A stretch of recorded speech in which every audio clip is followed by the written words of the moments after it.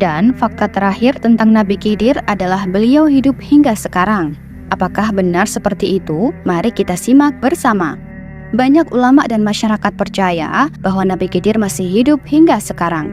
Kepercayaan ini didasarkan pada beberapa dalil dan riwayat. Salah satunya adalah kisah tentang air kehidupan yang diminum oleh Nabi Khidir yang membuatnya bisa hidup sangat lama.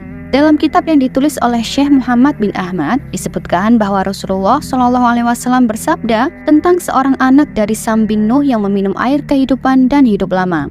Nabi Khidir dipercaya sebagai orang yang berhasil menemukan air tersebut. Ada beberapa dalil yang sering dijadikan rujukan mengenai keberadaan Nabi Khidir yang masih hidup.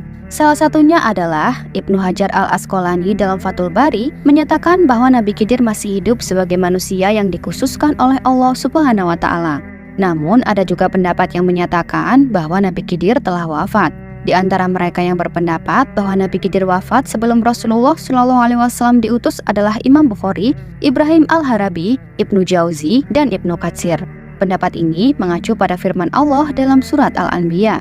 Allah Subhanahu wa Ta'ala berfirman, "Kami tidak menjadikan keabadian bagi seorang manusia pun sebelum engkau, Nabi Muhammad. Jika engkau wafat, apakah mereka akan kekal?"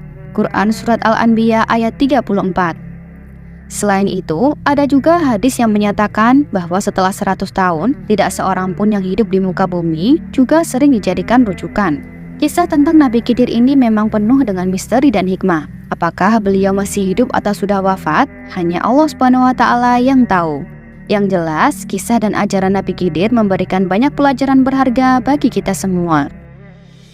Wallahu a'lam bishawab.